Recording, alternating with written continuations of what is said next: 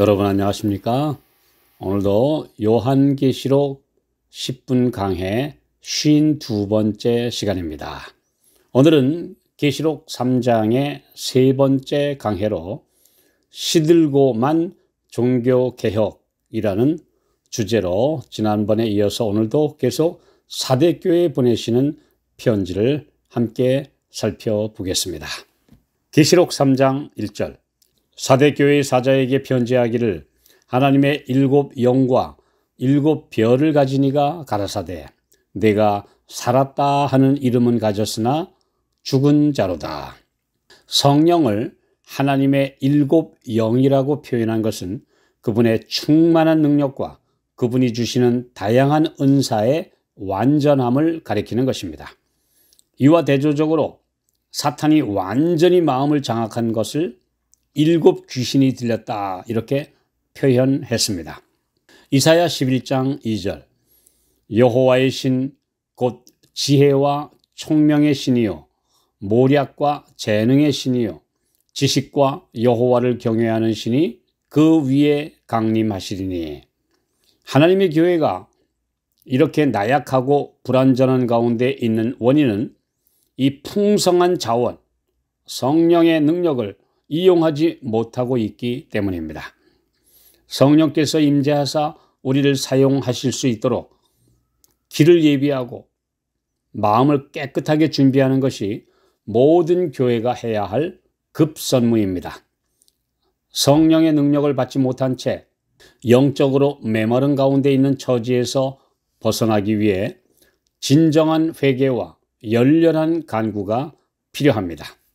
예수님은 7 별을 손에 가지고 계신 분으로 묘사되고 있는데 별은 교회의 사자요 지도자들을 가리키는 표현이며 그분께서는 이들에게 약속하신 성령을 풍성히 부어주시고자 기다리시는 분으로 자신을 소개하십니다. 성령의 감화에서 멀어지면 유다서 1장 13절 유리하는 별이 되고 말기 때문에 교회의 지도자들은 그분께 항상 가까이 연결되어 있어야 합니다. 사대가 높은 지대에 위치해 있었고 견고한 성으로 제국의 수도였음에도 방심과 부주의로 인해 외적에게 함락당하고 말았으며 이후 완전히 몰락하여 폐허가 되고만 역사적 사실은 16세기 종교개혁 시대 이후의 역사와 비슷합니다. 마르틴 루터가 아우그스부르크 제국의회에 참석하는 멜랑흐톤을 비롯한 동료 개혁자들을 격려하기 위해 작사 작곡한 유명한 노래가 내주는 강한 성이요 또 나의 방패 되시니 라는 찬송가입니다.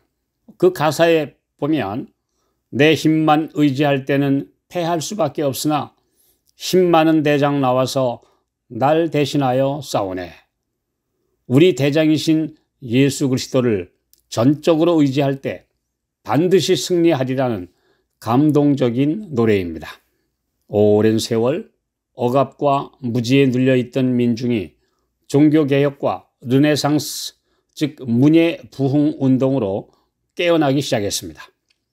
교황권은 200년간 예루살렘 성지를 이슬람 세력에게서 되찾는다며 쓸데없는 십자군 전쟁을 일으켜 수많은 생명을 잃어버리게 했고 그러고도 끝내 이슬람 세력에게 패배하고 말았습니다. 이 여파로 하늘을 찌를 것 같던 교황의 위세가 추락하여 쇠퇴하고 말았습니다. 신성 로마 제국이 그래서 종교개혁을 박멸하려고 할 때마다 이슬람 세력인 투르크의 침략이 있는 바람에 이를 막아내느라 정신없게 된 것 등은 종교개혁자들이 크게 성공할 수 있는 여건 조성이었습니다. 게다가 그 당시 교황과 고위 성직자들의 비열하고 더러운 타락의 모습을 보고 정치가와 또 일반 국민들까지 염증을 느끼고 종교개혁에 호의를 보내게 된 이런 유리한 환경도 아주 정말 좋은 기회를 준 이런 때였습니다. 이처럼 하나님께서 개입하신 좋은 여건 하에서 높은 위치에 올라선 16세기 종교개혁의 물결은 신속하게 온 유럽을 장악하여 교회의 판도를 완전히 바꿀 듯이 보였습니다.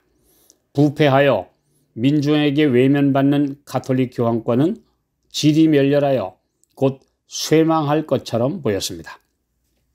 그러나 이런 절호의 찬스에서 종교개혁을 주도하던 하나님의 종들은 서로 연합하지 못했으며 작은 견해 차이로 서로 갈라져 버렸습니다. 독일의 마르틴 루터와 스위스의 츠빙글리, 곧 종교개혁의 최고 지도자들이 이 walden스 지도자들의 중재로 일주일간 회동하면서 화채설 등 몇 가지 개혁에 대한 이견을 조정하려고 했지만 끝내 결렬되고 만 것이 대표적인 실례입니다. 이것은 참으로 통탄할 일이었습니다. 오늘날 개신교회에 무수한 교파가 난립한 것은 바로 이런 여파 때문이기도 한 것입니다. 우리나라에서도 일제 억압에서의 해방과 6.25 동족상잔의 전쟁을 겪으면서 기독교가 크게 부흥하여 우리나라 제1의 종교가 되고 세계에서도 가장 많은 선교사를 파송하는 국가가 되었지만 종교 지도자들의 타락과 반목, 그리고 기복신앙과 세력 확장에만 몰두하다가 많은 국민들에게 지탄의 대상이 되고 외면까지 당하는 오늘날의 현실과 그때의 상황이 너무나 닮은 것입니다. 모든 목회자와 신자들이 겸손하게 봉사하며 불우한 이웃을 도와주며 큰 건물과 부를 쌓는 대신에 주님 가신 길을 따라 청렴하고 정말 가난한 그런 삶을 실천했더라면 개신교회는 말씀대로 빛과 소금이 되었을 것입니다. 온 나라의 등대가 되어 모든 사람들의 칭송을 듣게 되었을 것이며 하나님의 영광을 드높이게 되었을 것입니다. 그러나 종교개혁자들의 후예들은 세속화와 형식주의에 빠져버리므로 주께서 만들어주신 높고 유리한 요새가 악의 세력에 의해 붕괴되고 만 것입니다. 내가 살았다 하는 이름은 가졌으나 죽은 자로다. 이것이 사대교회의 현실이었고 오늘날도 개혁신앙의 순수성을 잃어버린 개신교회들의 모습입니다. 이 틈을 타서 가톨릭은 교황의 쇼맨십과 사회 활동을 앞세워 종교개혁의 아성을 허물어 버렸고 전 세계가 다시 그 아래로 모여들게 하고 있으며 정치 세력과 경제력까지 하나로 묶어 거대한 바벨론 성을 구축했습니다. 요새를 빼앗긴 개신교회의 모습, 이것이 16세기 후반의 상황이었고 오늘날 교회들의 영적 타락이 똑같은 상황을 만들었습니다. 하나님께서 가장 가증히 여기시는 것은 그분을 섬긴다고 하는 자들의 위선과 형식주의입니다. 실제적 경건과 사랑의 실체 없는 모든 종교의식은 아무 가치가 없습니다. 이사야 1장 12절 13절 너희가 내 앞에 보이러 오니 그것을 누가 너희에게 요구하였느냐? 내 마당만 밟을 뿐이니라. 헛된 재물을 다시 가져오지 말라. 분향은 나의 가증히 여기는 바요. 월삭과 안식일과 대회로 모이는 것도 그러하니 성회와 아울러 악을 행하는 것을 내가 견디지 못하겠노라. 예수님은 이 5번째 교회에 보내신 편지에서 명목상의 크리스찬, 살았다 하는 이름은 가졌으나 죽은 자들, 그리고 경건의 모양만 가진 신자들에게서 나와서 순수한 옛신앙과 진리를 가진 남은 자손에 참여하기를 호소하고 계십니다. 오늘 우리 자신과 우리의 교회가 명목상의 신앙이 아닌 실제적인 신앙을 소유하도록 우리는 깨어 새롭게 부흥해야 합니다.